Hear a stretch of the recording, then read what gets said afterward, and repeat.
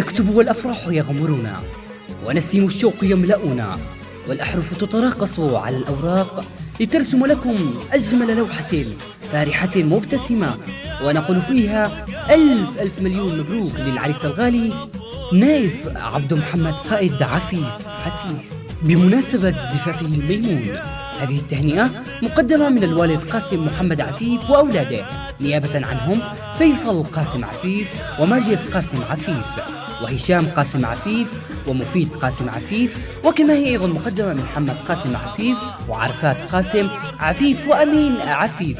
يقولون لك فيها زف التهاني قلم عبر الأبيات، وهدي سلا قلبي لنائف قصيدة.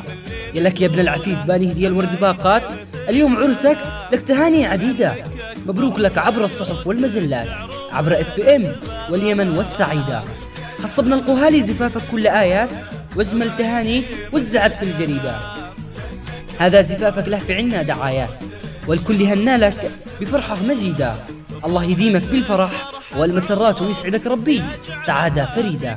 فألف مليون مبروك، فألف مليون مبروك.